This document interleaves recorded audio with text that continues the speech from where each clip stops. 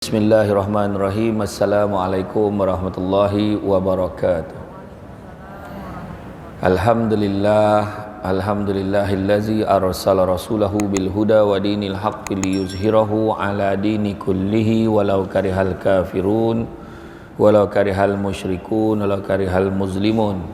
Subhanaka la ilma lana illa ma 'allamtana innaka antal alimul hakim.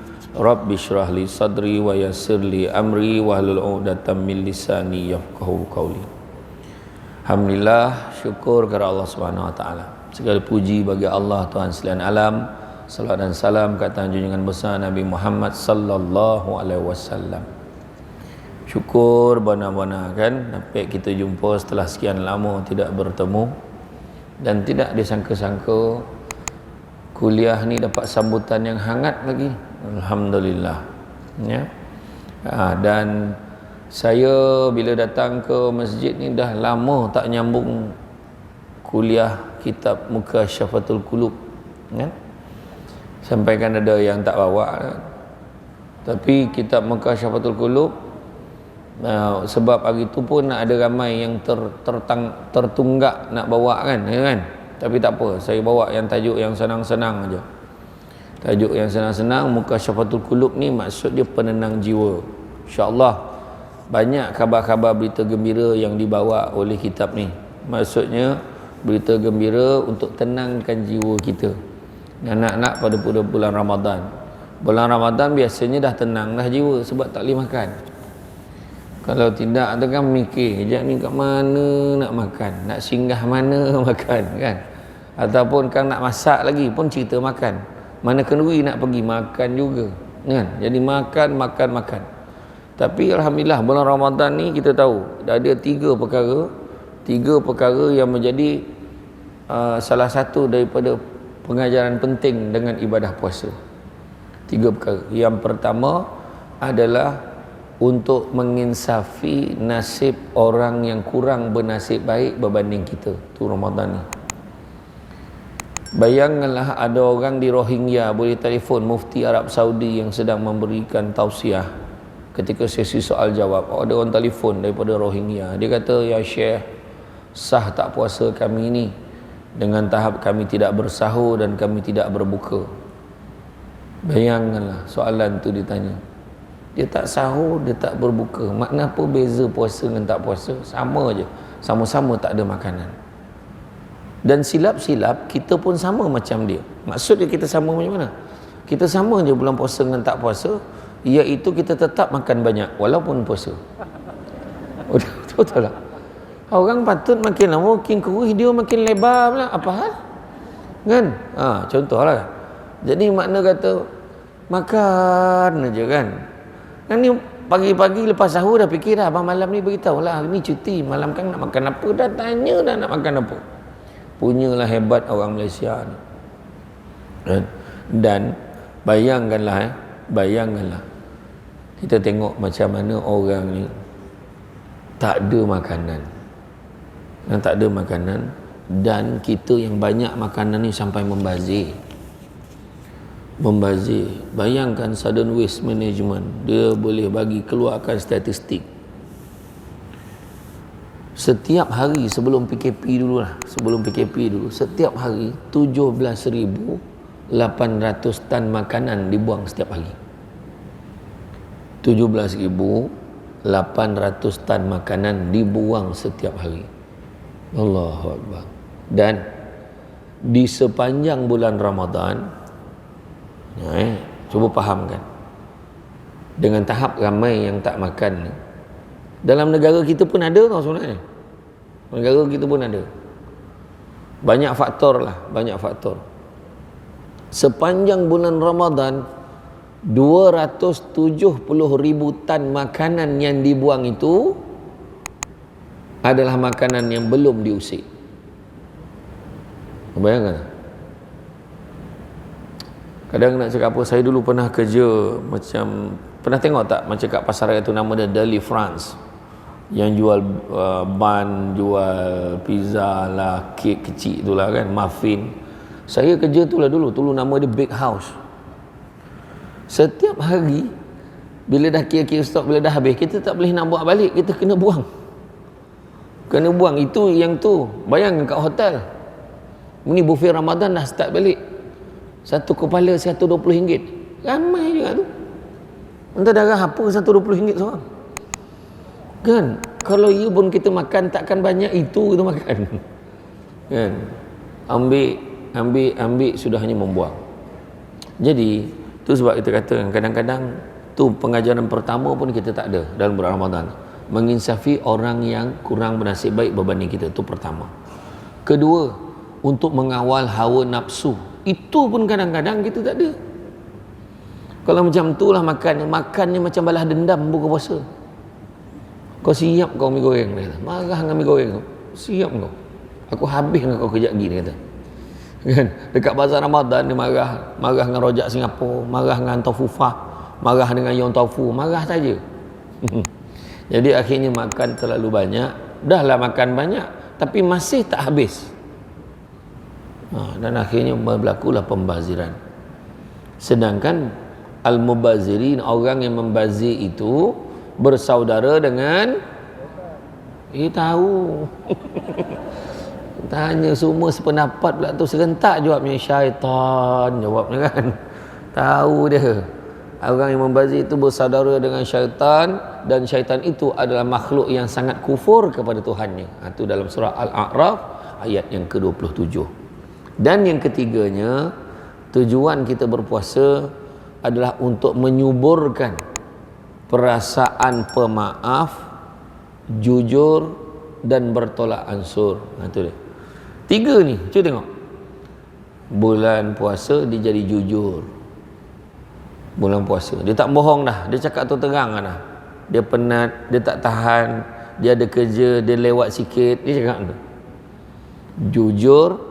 Kedua, bertolak ansur. Bertolak ansur pula, tak kisahlah ikut engkau lah, aku okey je, dia kata kan. Dan pemaaf. Bulan lain dia marahnya anaknya tu, dia jerit-jeritnya anak tu. Asal kau lambat balik? Kau pergi mana? Kau ingat rumah ni apa? Hotel? Wah, dia marah anak dia. Tapi bila masa, bang, anak kita belum balik bang. Sekejap lagi balik lah tu. Dia jadi slow pula dia. Sekejap lagi balik lah tu. Tak usahlah bising-bising. Puasa kan. Cik hayat dia. Dia pula jadi bini ni pun terperanjat tengok laki ni jadi macam tu. Sebab nak mati sangat dah rupanya. Kan? Sebab tak larat. Masa tu lah nafsu marah dia pun slow. Nafsu apa pun slow. Sebab tak boleh makan.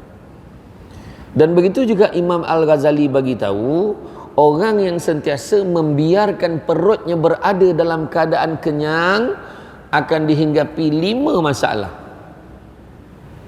Imam Al-Ghazali kata, kalau sentiasa membiarkan perut berada dalam keadaan kenyang, dia akan dihinggapi 5 masalah. Pertama, dia akan mudah ingkar kepada Allah. Macam mana nak mudah ingkar kepada Allah? Cuba tengok kalau makan banyak berbuka puasa, tersandar kat ruang tamu, isteri dah siap lagi tarawih ni. Bang, tarawih bang. Jalan dulu. Wah, jalan dulu tu ada harapan tu. Ada harapan dia tak buat. Sekiranya isteri balik lepas tarawih tengok terkangkang tidur depan orang tamu tu. Tak sempat masuk bilik pun. Tidur. Itulah dia. Dia akan mudah ingkar kepada Allah. Dia tak semayang. Tarawih dah tentu-tentulah. Lepas tu bila dia kejut kan, dia masuk bilik air mandi, lepas tu tidur dia. Tak semayang pun dia. Allahu Akbar. Yang kedua, dia tak pernah kisahkan orang lain. Dia susah nak fikir pasal orang lain sebab dia menganggap orang lain kenyang macam dia. Tu Imam Ghazali kata. Dia tu malah fikir, dia kata orang lain tu adalah makanan dia tu, orang tu adalah ni. Dia fikir macam tu, dia fikir senang je. Dia tak fikir orang susah pada dia. Ketiga, hatinya susah nak dihinggapi nasihat daripada orang-orang yang baik, orang-orang yang soleh. Hati dia tu keras. Kalau orang cerita apa-apa, kau ni janganlah macam ni, kau tak payah bising-bising lah, dia tak nak dengar. Yang keempat, kata-katanya sendiri menyakitkan hati orang. Alah, suka hati aku lah, apa kau peduli? Dia kata macam tu kan. Dia cakap, akunya sukalah, yang penting aku dapat makan.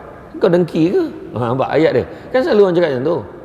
Bila orang tu keluarkan dalam Facebook, dia tunjukkan gambar dia duit banyak, dia senang, dia tunjuk gambar. Kau tak payahlah tunjuk gambar rumah kau tu. Nanti orang cakap kau riak. Kita tegur lah dia kan. Dia cakap, kawan aku.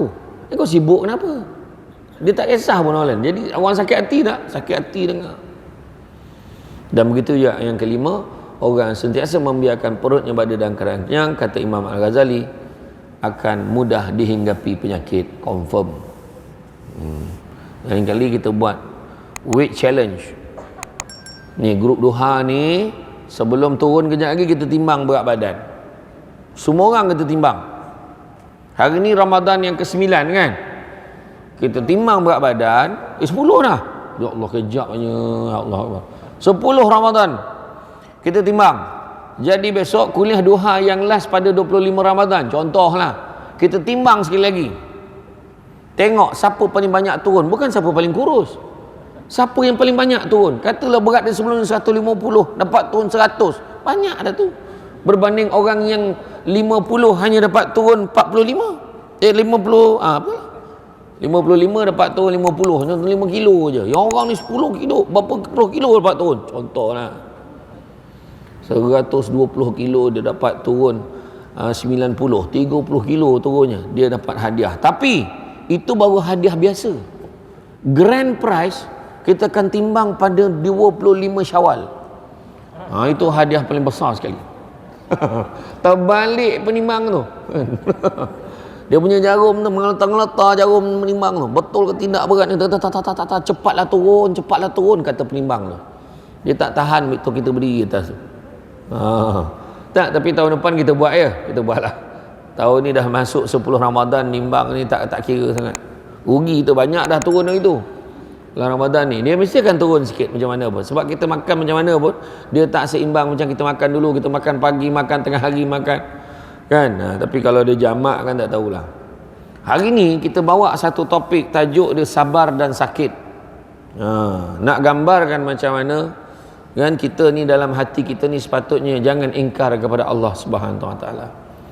Barang siapa ingin selamat dari azab Allah, mendapatkan pahala dan rahmatnya dan masuk syurganya, hendaklah dia menahan nafsu daripada segala keinginan dunia. Nampak tak?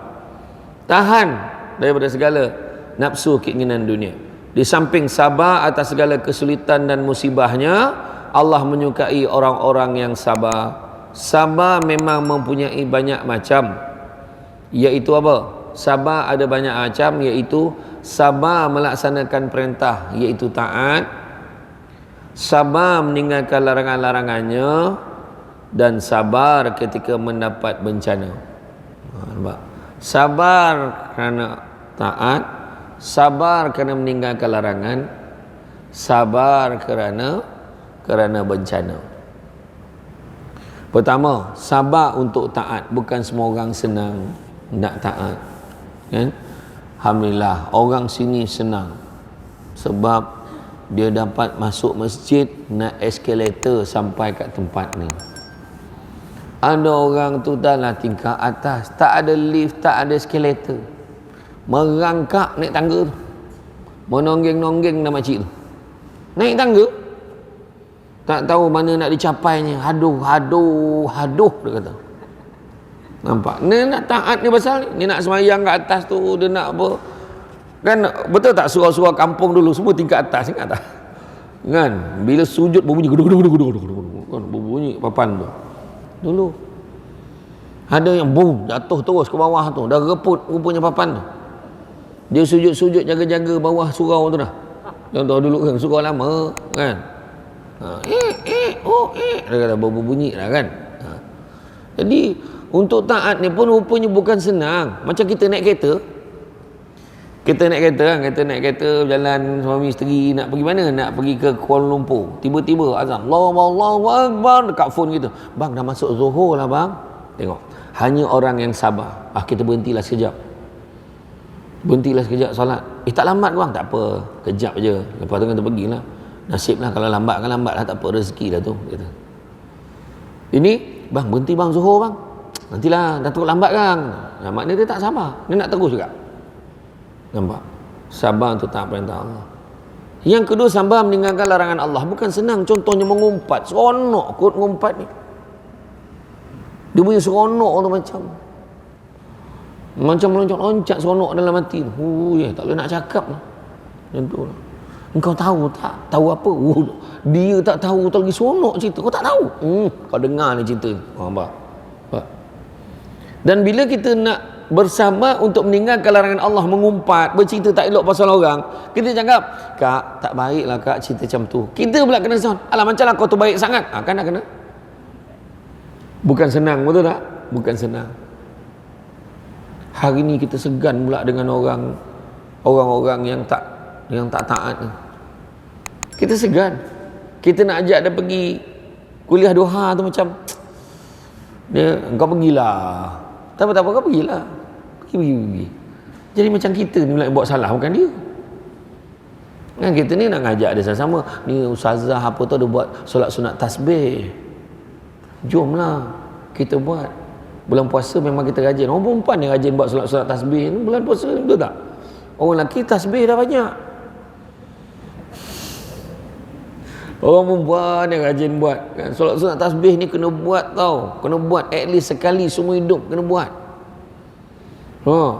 Mengeletar-ngeletar tak kaki kadang kan. Kena pula yang imam tu lama siap menangis. Ya Allah, banyaknya tasbih dia. Kan?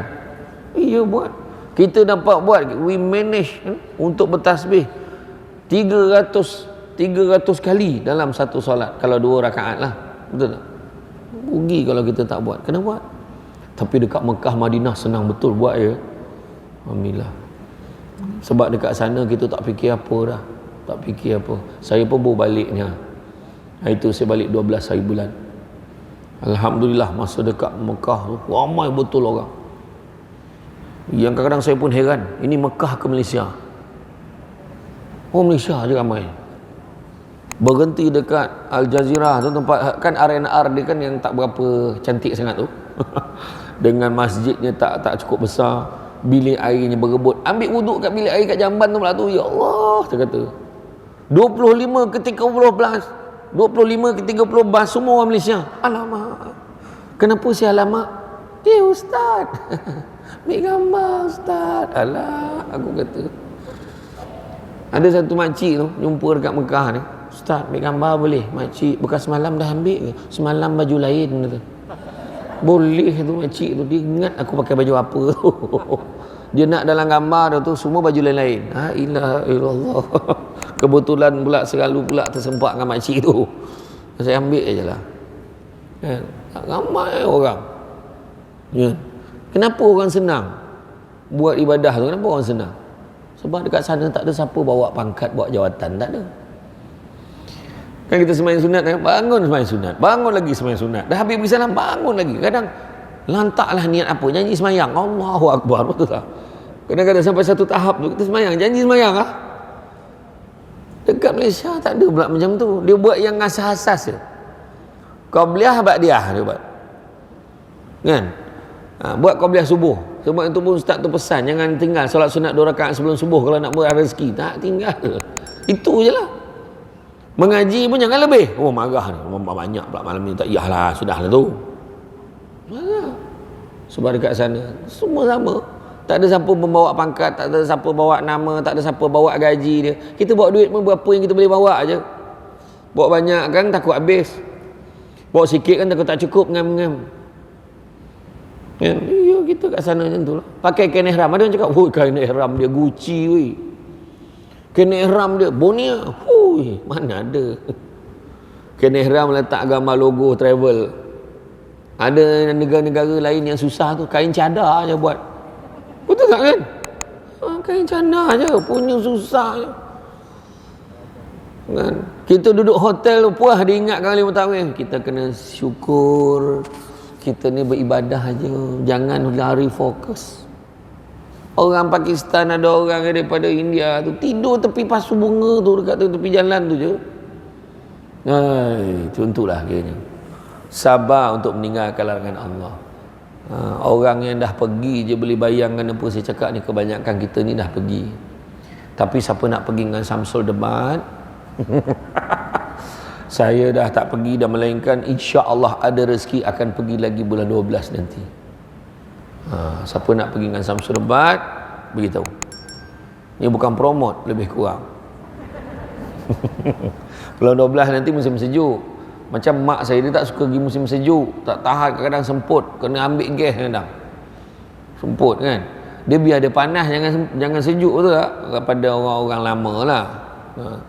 Tapi kalau pergi dengan Syamsul Ubat bulan 12 ni, insya-Allah jom umrah bersama keluarga Syamsul Ubat. Habis mak saya, 4 saudara saya, beradik mak saya, isteri saya, semua saya angkut bawa pergi. Macam tu. Tapi saya takkan jadi mutawif, saya jadi jemaah, supaya dapat kita bercampur-campur, berbual, bertanya. Jadi mutawif kesian. Saya pernah bagi taklimat tu, habis ditinggalkan yang mutawif, dia dengar taklimat saya, sabarlah aku yang travel lain. Kesian ustaz dia. Jadi biarlah saya jadi orang dengar juga kan. Macam tu. Tapi dah tak ada SOP dah gitu. Cuma yang lainnya gitu, kita kena install software lah dekat dalam phone kita. Kita marna dengan tawakalna untuk booking waktu solat dekat dalam tu. Nak solat dalam kena booking, buat umrah pun kena booking. Orang perempuan menangis-nangis nak masuk raudah, payah betul kali ni, besar rintangannya. Ustazah Asma siap minta saya cakap dengan jemaah dia, ustaz tolong cakap sikit kata-kata nasihat dan semangat pada mereka yang tak dapat masuk raudah. Macam tu lah, dulu dapat juga masuk. Bayanganlah, nak ziarah makam Nabi dulu senang tak? Senang je, buka slipper, angkat, jalan, Assalamualaikum ya Rasulullah, sikit-sikit jalan. Hari tu 1.5 km beratur nak masuk ziarah aja. Bayangkan, benda makin mahal tetapi kerjanya semakin sukar. Tapi insya-Allah katanya baru-baru ni dah okey balik sebab dia dah tak ada SOP.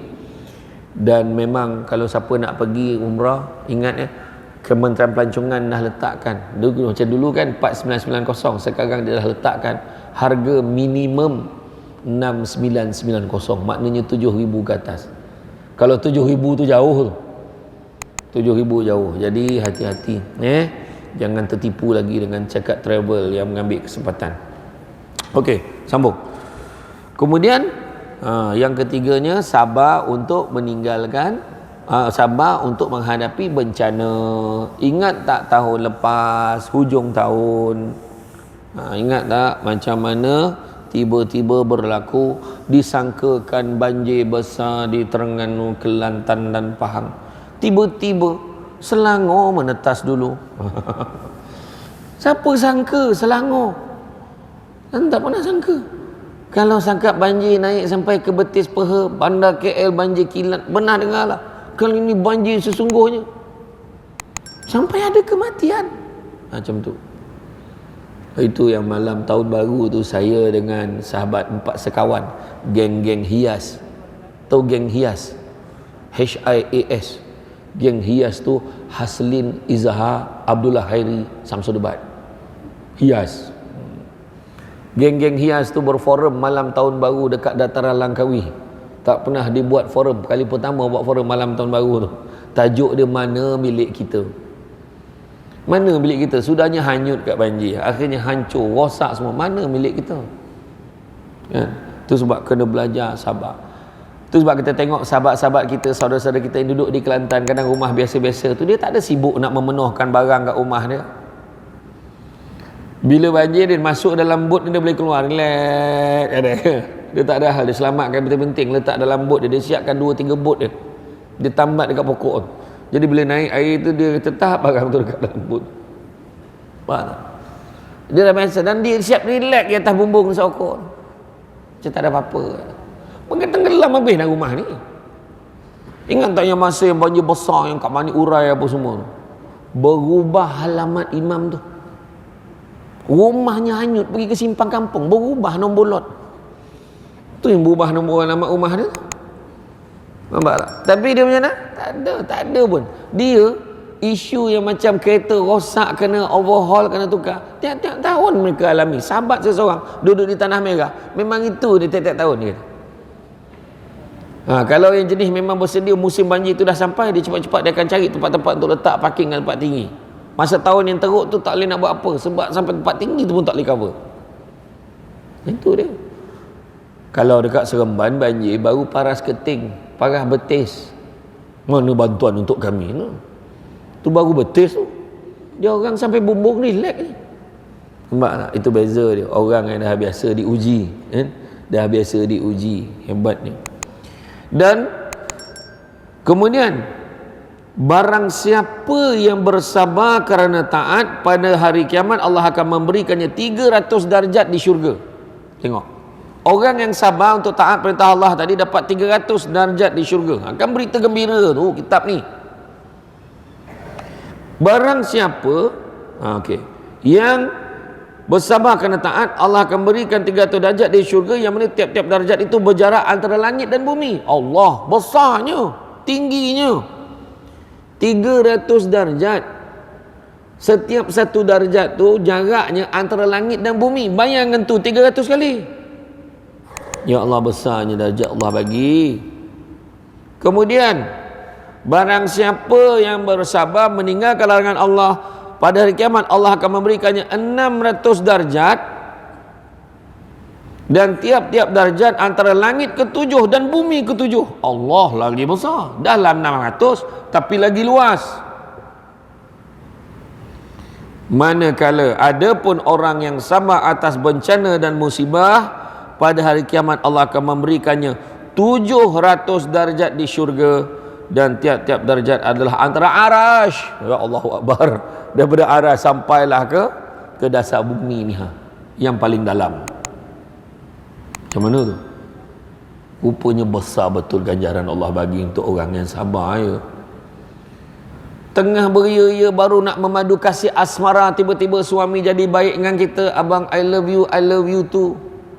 Malam tadi tercekik sudu mati.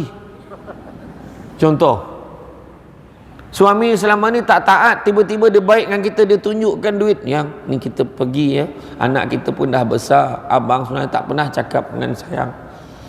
Ni duit boleh kita pergi umrah, kita pergi haji, ya. Tak sempat pergi, dia cakap sedih tak kita? Sedih, itu bencana yang kita kena hadapi. Dalam banyak-banyak ujian kematian lah yang paling besar. Orang hanya boleh sebut sabarlah, takziah, orang boleh cakap macam tu, tapi hanya orang yang menanggung aja tahu. Tanyalah ibu-ibu tunggal yang ada di dalam ini.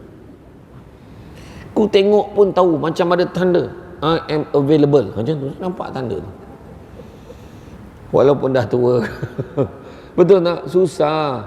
Hidup tanpa suami bukan senang. Betul tak? Ujian dia besar berterusan. Kena pula yang ibu tunggal yang muda dan bergaya. Kan? Cantik lagi bergaya. Baru minta tolong orang lain tolong dia. Dah datang bini, kau pahal dengan laki aku.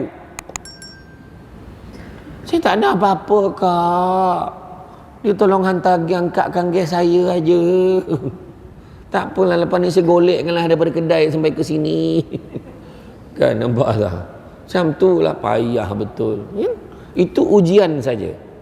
Jangan kita mengeluh, jangan kita merungut. Sama ayat dia, 700 tingkatan najak pahala. Daripada arash tu sampai ke dasar bumi yang paling dalam. Nampak tak?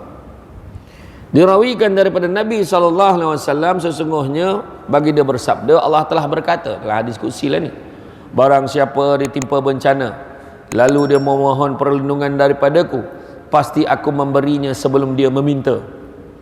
Dan barang siapa yang ditimpa bencana lalu dia meminta perlindungan kepada makhluk, pasti ku tutup semua pintu langit baginya.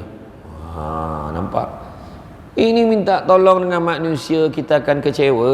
Minta tolong dengan orang, ingat hanya Allah akan izinkan dia boleh tolong dia tu. Sentiasa ingat tu. Memang betul dia tolong aku, tapi Allah izinkan dia. 10 orang dia bagi duit, dia tak bagi duit pinjam. Dengan kita dia bagi pinjam. Mana apa? Allah yang gerakkan. Bukan sebab dia. Semata-mata kena percaya macam tu. Maka bagi orang yang berakal, wajiblah dia bersabar atas bencana yang menimpa. Tidak ragu atau mengadu kepada makhluk, maka dia akan selamat daripada seksa dunia dan di akhirat. Sesungguhnya bencana yang paling pedih hanya menimpa para nabi dan para wali. Tengoklah apa yang menimpa Nabi Ayub. Allah, dalam bab sakit tengok Nabi Ayub. Nabi kita complete set. Nabi kita pada kecil anak yatim. Anak yatim, dia kehilangan ayah, kemudian belum cukup dewasa lagi, kanak-kanak lagi, kehilangan ibu dia pula. Kemudian baru nak dewasa, kahwin, baru aja nak jadi rasul. Bayangkanlah, belum lagi jadi rasul, macam mana keadaannya? Dah jadi rasul pula, kehilangan sama pula, kehilangan pula isteri tersayang. Tu belum cerita dalam sepanjang dia menjadi nabi dan rasul ni macam mana. Nabi diuji macam-macam, berdakwah cara sembunyi-sembunyi, diseksa, sahabat-sahabat pun kena. Kemudian kematian isteri, kematian bapa saudara, Allahu Akbar, sangat pedih pada Nabi. Tu je tempat Nabi bergantung. Tu sebab kalau ada anak-anak yatim, kita kena cakap dengan dia, "Dek, adik ni bertuah tau." Cakap dengan dia, "Adik bertuah jadi anak yatim ni." "Kenapa sih?" "Sebab adik ni macam Nabi." Macam mana pula? Sebab Nabi pun anak yatim, adik pun anak yatim. Kalau Nabi boleh berjaya, adik pun boleh berjaya. Macam tu kita cakap. Jangan cakap dengan dia, "Sabar ya dek ya, makcik faham perasaan jadi anak yatim." Meraung budak tu. Bagi semangat, dia kira dia yang dah tua bangka ni yatim, apa benda je. Kan, kesian budak tu. Bagi semangat dekat anak-anak yatim ni. Kita kalau pergi tengok muka anak yatim tu, automatik hati kita akan jadi redup. Betul tak? Barang siapa yang menggosok-gosok, barang siapa yang nak melembutkan hatinya, banyakkanlah menggosok-gosok kepala anak yatim dan memberi makan fakir miskin. Kan? Dan anak yatim itu mestilah yang berumur 15 tahun ke bawah. Kalau suami kita yatim, kita gosok kepala tu tak kira. Ketua bangka apa benda. Kan? Sian anak yatim ni. Itu ada sekali saya ceramah untuk, dulu lah, lama dah, banyak tahun lah, untuk bini-bini menteri. Saya pernah ceramah tu. Bila saya ceramah, saya kata barang siapa nak dilembutkan hatinya, banyak kalau menggosok-gosok kepala anak yatim dan memberi makan fakir miskin. Ada seorang tuan-tuan, alhamdulillah Ustaz, saya buat sepanjang hayat saya. Dia ke? Datin Seri ni, saya bukan hanya bagi dia makan, mandikan, tidur pun dengan dia sepanjang hayat saya. Ya ke? Rupanya dia orang rumah Datuk Rais Yatim. Sabar je lah aku itu. Kan? Dululah tu, lamanya cerita, saya ingat lebih 10 tahun dah. Lama dah cerita tu, kelakar saya. Ni nyaut, saya percaya lah mula tu. Tak tahulah dia rumah Datuk Rais Yatim. Kan? Kemudian kalau kita tengok Nabi Ayub diuji macam mana. Nabi Ayub ni sebenarnya syaitan minta izin dengan Allah. Kalau betul itu kekasih engkau hebat sangat, dia bagilah aku peluang uji dia. Allah kata bagilah, ujilah. Mula-mula dia uji apa tau? Dia uji dengan kesusahan duit. Sebab Nabi Ayub ni keturunan kaya. Dia ada ladang-ladang, haiwan ternakan, dia ada tanah ladang pertanian, semua dia ada. Kaya. Ambil satu apa pun tak tinggal. Dia kata dia syukur sebab dia ada Allah, dia kata. Dia tak kisah pun. Kemudian dia uji pula apa? Ambil, matikan semua ahli keluarga dia. Cara macam mana? Ketika anak-anak dia pergi ke rumah saudara mara, diruntuhkan bangunan itu, jatuh, mati anak-anak dia semua. Tapi Nabi Ayub kata, alhamdulillah, aku yakin, aku doa pada Allah, mudah-mudahan anak aku ni jadi anak syurga. Yang ketiganya, ditimpakan pula penyakit pada Nabi Ayub. Itu yang penyakit kulit sopak ni kan. Boleh dikatakan seluruh tubuh badan Nabi Ayub ni kena. Seluruh tubuh badan, yang elok cuma dua je. Apa dia? Yang elok cuma lisan dia dengan hati dia. Tu je. Maknanya semua tak elok. Semua kena penyakit. Ada yang kadang riwayat kata dalam 7 tahun Nabi Ayub mengidap tu, ada yang paling lama cakap sehingga 18 tahun pun ada Nabi Ayub mengidap penyakit ni. Dan bila mengidap penyakit ni, isteri dia kata, wahai Ayub, wahai suamiku Ayub, cubalah kau minta kepada Allah, tentu Allah Ta'ala akan sembuhkan kau. Kata Nabi Ayub, kenapa aku nak minta? Dulu Allah bagi aku berpuluh tahun aku sehat, tak pernah aku komplain, kenapa sekarang aku nak komplain? Macam tu Nabi Ayub fikir. Cuma kalau kita demam, aduh nak mati dah ni, dah cepatlah, itu kan. Tapi Nabi Ayub bayangkan boleh cakap macam tu. Boleh tak kita macam tu? Awak ni pergilah klinik, jumpa doktor, tengok apa doktor bagi ubat biar dia cepat baik. Apa sangatlah yang aku sakit ni. Dibandingkan berpuluh tahun aku sihat icik hayat dia. Dapat nak cakap macam tu, tak dapat dah mampai klinik kan. Talan lah mana ubat yang ada. Kan? Memanglah kena usaha. Memang kena usaha ikhtiar kan. Dan begitu juga, cuma satu ketika tu Nabi Ayub tak tahan dengar bila orang seolah-olah memfitnah dia. Seolah dia kata apa? Terdengar dua orang berbisik, apalah dosa Ayub dengan sampai Allah bagi dia hujan sampai macam tu sekali. Itu yang Nabi Ayub tak tahan tu. Langsung Nabi Ayub bersujud. Dia sujud masa tu, demi Allah, aku bersumpah aku tidak akan bangun sebagaimana kau tidak sembuhkan aku. Sebab tujuan dia apa? Sebab nak mengelakkan fitnah orang ni. Masa tu Allah Ta'ala perintahkan, Allah suruh hentakkan kaki dia tu akan keluarlah dua pancuran air tu, separuhnya buat mandi, separuhnya buat minum. Nak bagi tahu apa? Nak bagi tahu kena usaha. Bukan tunggu sembuh. Kena usaha, ikhtiar. Sakit ikhtiar je. Jangan sibuk ada orang buat. Susah ni. InsyaAllah. Daun senda punca dengan secekul manis sanduk, sedang berdiri sedang kaos hidup manis. Kata. Sempat salin tak tu? Asyik baik tak salin. Ada pula mentera-mentera baca tepuk tiang. Ada orang buat. Senang-senang aja. Tak usah fikir. Kalau saya dulu pernah, saya berubat dulu, ada pernah lah dulu. Dia kata, ni ada orang dengki dengan awak ni. Tu awak sakit macam ni. Awak nak tahu orangnya? Tak nak, saya kata. Tak payah. Saya nak ikhtiar nak bagi baik je, saya kata. Sudah je bagi senarai ubat yang kena beli. Semua ubat direct selling, kurang hajar tu. Kan ada macam tu mengubat orang. Belum apa-apa dah beritahu ada orang buat. Tapi orang yang betul-betul, dia akan cakap apa? Walaupun dia tahu macam ada unsur-unsur macam tu, dia akan cakap, kita ikhtiar lah ya, insya-Allah, tak ada apa ni lah. Ada orang buat ke? Tak ada lah, tak usah fikirlah tu. Semua daripada Allah. Ni nampak tak? Tentu. Maka bagi orang berakal wajiblah bersabar. Junaid Al-Baghdadi radhiyallahu anhu telah berkata, bala merupakan pelita bagi orang arif. Nampak tak? Bala ni pelita bagi orang arif, menyedarkan orang murtad, memperbaiki orang mukmin dan menghancurkan orang yang lengah, orang yang lupa. Maknanya kadang-kadang kita dalam pada apa, tiba-tiba macam ni. Orang yang buta pun, orang yang murtad ni akan tersedar, ya Allahu Akbar, bila dah kena bala baru dia ingat pada Allah. Ada orang macam tu. Memperbaiki orang mukmin, memperbaiki jiwa kita ni, dan juga menghancurkan orang yang lengah, orang yang lupa. Dia rasa dia hebat, dia rasa dia baik, dia rasa dia betul, tapi bila diuji barulah dia nampak semuanya. Dia dah hilang isteri, dia hilang anak-anak dia, barulah dia sedar. Masa tu dia bangga lagi, walaupun dia hilang isteri, dia hilang anak, dia tak rasa apa, sebab dia kaya raya, duit dia banyak. Sekali tiba Allah ambil sekelip mata, dia tak ada apa. Masa itulah dia teringat dekat isteri dia yang menemani dia masa susah dulu.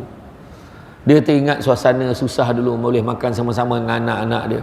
Masa tu nak kembali pada isteri je, nasi sudah menjadi bubur, isterinya telah membuka buku baru. Contohlah, sebiji macam drama. Ini bukan cerita suamiku seorang pendosa ataupun sayang tak dikenal. Kan saya tahu tajuk je. Kan? Tidak seorang pun akan mendapat manisnya iman sebelum dia ditimpa bala, rela dan bersabar. Maknanya nak dapat manisnya iman kena diuji. Macam Ramadan ni. Ramadan ni kan, kita diuji lah ni, tak boleh makan siang, ujian kat tu.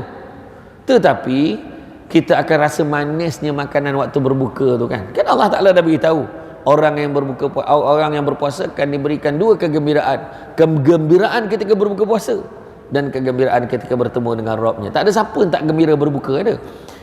Tak apalah, saya buka lepas subuh je lah. Malam tu tak nak dia buka dia. Seorang tu pula, aku tak sama dengan korang semua. Aku kan pengurusi Persatuan Muslimah dekat masjid ni. Aku dah seminggu dah puasa ni. InsyaAllah besok bukalah ni. Apa hal pula macam tu? Tak ada. Semua orang duduk depan juadah nak berbuka puasa tu. Tak selewat seminit, Allahu Akbar, Allah makasumna bikat mana, kan gembira kita kan. Rasulullah SAW juga bersabda, barang siapa sakit semalam janganlah barang siapa yang sakit semalam, dia sabar dan rela kepada Allah, maka bersihlah daripada dosa bagaikan ketika dia lahir dari perut ibunya. Jika engkau sakit, ni ayat dia, jika engkau sakit, janganlah segera meminta sembuh. Tu Nabi kata.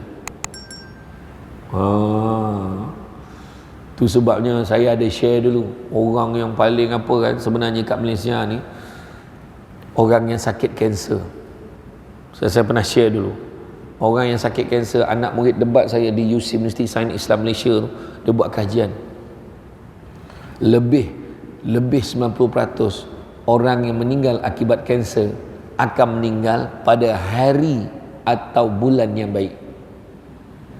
Cuba tengok balik, tengok saudara mara kita siapa yang meninggal sebab kanser, keadaan dia baik, ramai orang doakan dia, orang macam dah tahu-tahu dia nak pergi, dia pun dah tahu dia nak pergi, dia siap bersedia lagi. Mak ni ada 50,000, mak 50,000 kan, ni 10,000, 10,000, 20,000 mak ambil, mak pergi umrah, pergi haji, 10,000 bagi kat Along, Along kata nak pakai, nak berniaga itu. Lepas tu lagi berapa, lagi 15,000 tu mak pergilah buat apa, bagi sedekah 1,000 kat masjid-masjid dekat seluruh Batu Gajah ni. Lepas tu lagi 4,500 mak bagilah dekat rumah anak-anak yatim. Kemudian yang lagi 500 mak tolong top up telefon. Kenapa? Dia nak telefon seorang-seorang dalam kontak dia tu, dia nak minta maaf zahir dan batin. Bukankah itu kematian ni dicemburui? Dia dah tahu dia nak pergi, minta maaf. Kita ni perasan lama lagi kan? Orang Arab ramai dekat Mekah itu sebab masuk bulan Rejab.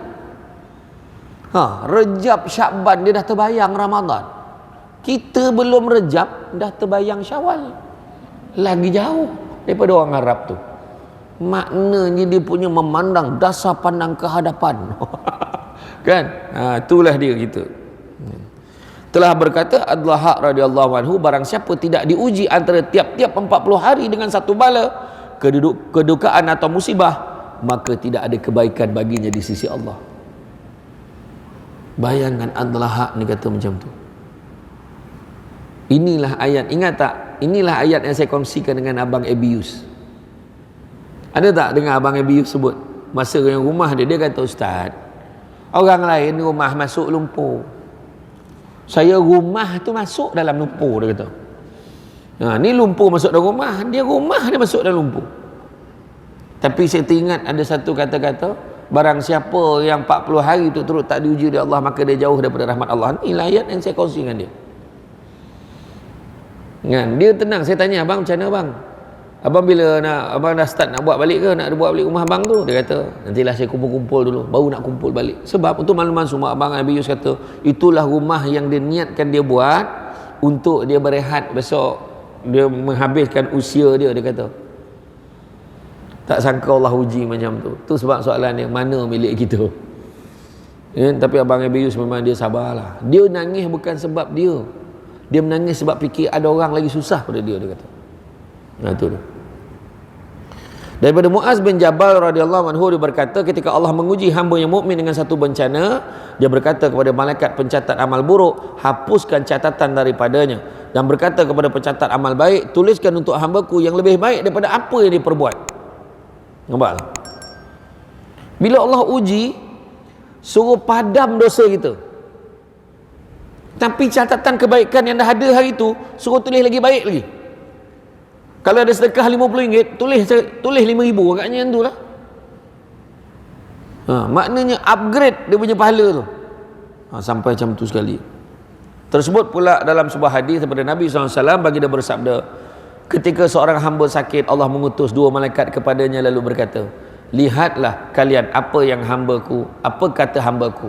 Jika dia berkata Alhamdulillah, maka beritahu kepada dia lebih tahu, lalu berkata, aku bernyanyi untuk hambaku, jika aku mematikannya, aku masukkan dia ke dalam syurga, dan jika aku menyembuhkannya, aku gantikan dia daging yang lebih baik daripada dagingnya, serta darah yang lebih baik daripada darahnya, dan aku hapuskan pula keburukannya. Itu sebab orang yang elok demam, semangat dia nak basuh rumah, basuh kereta, daripada dia terlepek, terjala tu, bangun tu, macam-macam benda dia nak buat sebab dia elok demam tu. Sebenarnya bertukar daging dengan darah dia. Allah Ta'ala bagi dia kekuatan yang luar biasa bila baik daripada demam. Tersebut dalam kisah ada seorang lelaki daripada Bani Israel, orang sekampung tidak dapat lagi membendung kefasikannya. Mereka mengadu kepada Allah, lalu Allah memberi wahyu kepada Musa AS bahawa di antara Bani Israel itu ada seorang pemuda yang fasik. Kemudian Musa mengusir pemuda itu dari kampung mereka sehingga mereka tidak terjilat api neraka oleh kefasikannya. Punya teruk ni, punya fasik tu, tak tahu api neraka macam mana nak jilat tubuh badan ni. Punya teruk fasik ni tu. Kemudian Allah memerintahkan lagi agar Nabi Musa mengusirnya. Maka dia usir pemuda itu sehingga pemuda itu pergi ke satu tempat yang tidak terdapat manusia, tanaman, binatang liar ataupun burung. Di situlah dia sakit dan tidak ada pula yang menolong.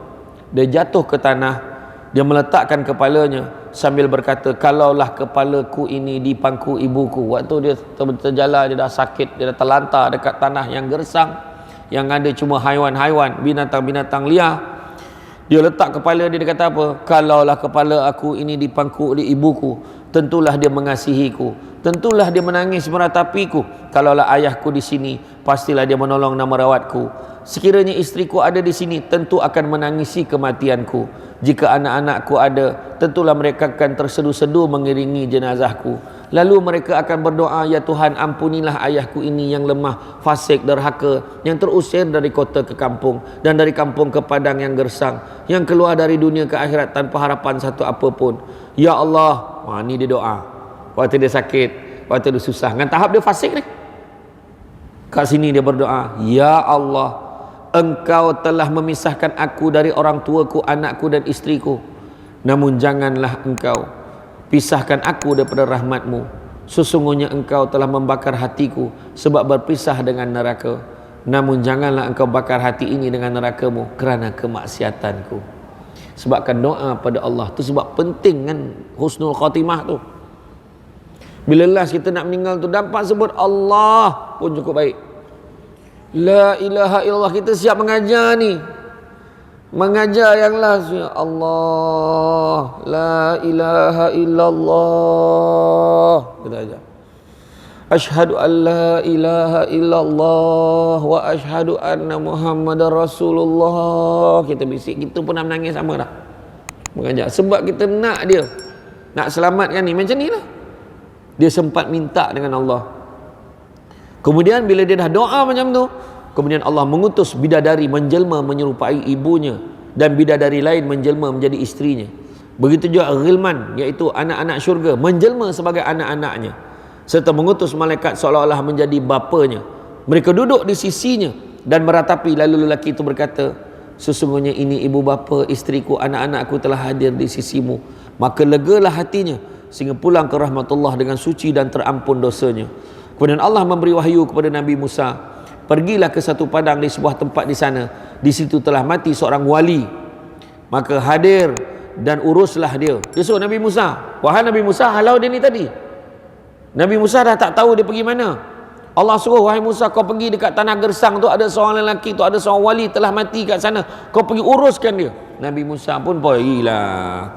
Pergi, bila sampai ke tempat itu, Nabi Musa melihat pemuda yang diusirnya dari kota, dari kampung dengan perintah Allah. Juga baginda lihat para bidadari mengerumuninya. Lalu baginda berkata, ya Tuhanku. Dia tanya balik pada Allah. Kan Nabi Musa boleh berburak dengan Allah, boleh bercakap terus dengan Allah. Dia tanya, ya Tuhanku, bukankah ini pemuda yang aku usir dari kota dan dari sebuah kampung atas perintahmu? Allah berkata, wahai Musa, sesungguhnya aku telah merahmati dan mengampuninya sebab dia meratap di tempatnya. Dia tinggalkan kampung halamannya, kedua orang tuanya, bahkan anak istrinya. Maka aku utus para bidadari menjelma sebagai ibu dan istrinya, malaikat sebagai bapanya. Mereka mengasihi kepedihan dan pengasingannya. Sesungguhnya jika orang meninggal di tempat jauh, maka ahli bumi dan ahli langit akan menangis mengasihaninya. Lalu bagaimana aku tidak mengasihinya, sedangkan aku maha pengasih.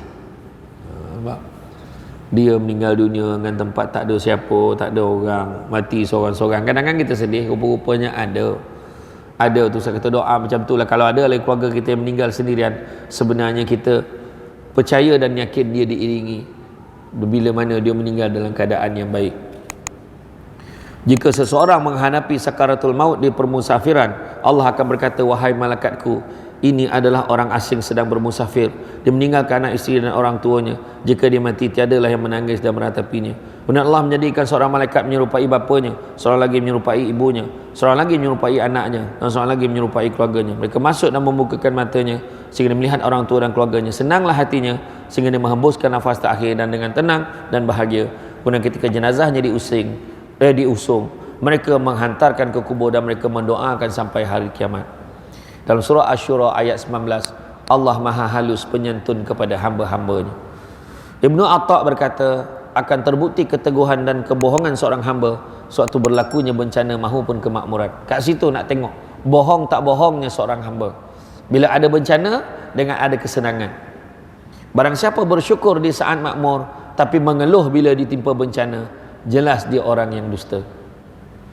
Waktu senang dia syukur, tapi waktu susah, kan? Waktu susah dia mengeluh, maka itu kita katakan sebagai dia seorang yang dusta. Meskipun orang mempunyai segudang ilmu, tapi mengeluh jika terkena angin bencana, sungguh tidak berguna ilmu dan amalannya.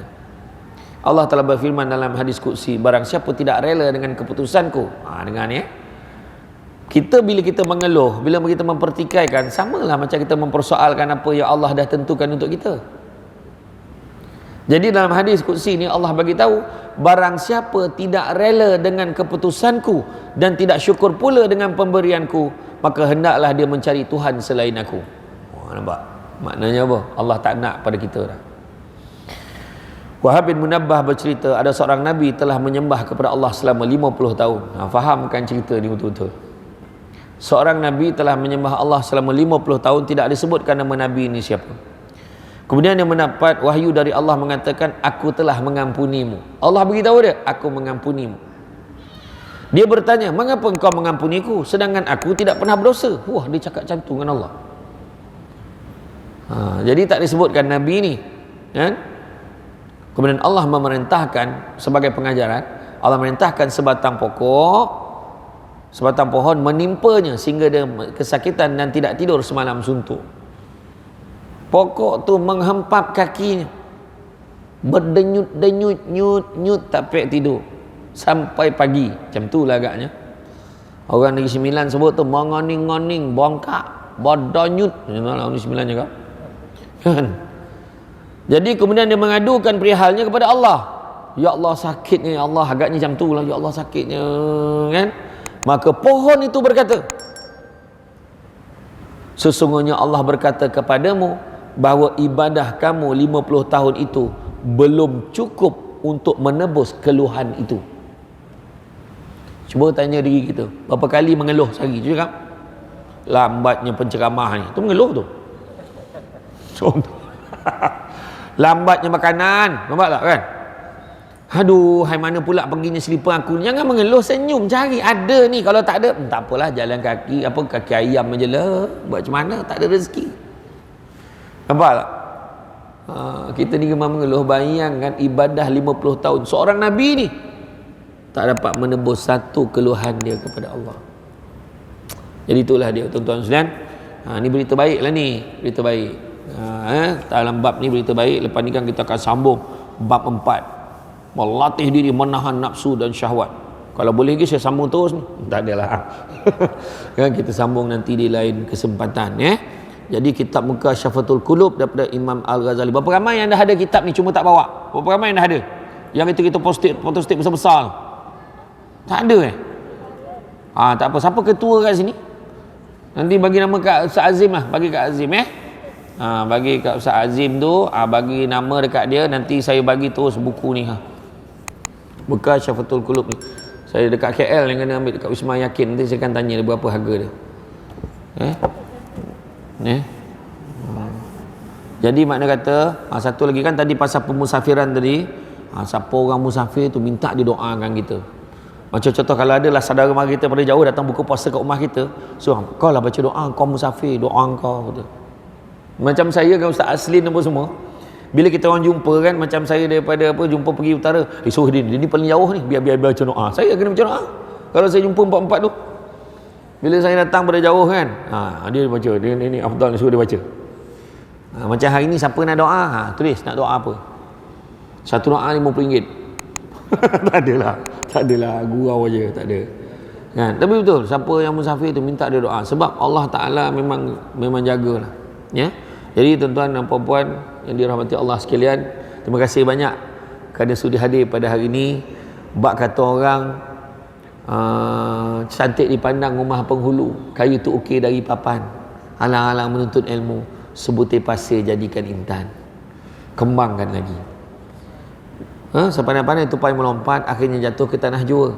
Walaupun kuliah sudah tamat, mudah-mudahan meresap ke dalam jiwa.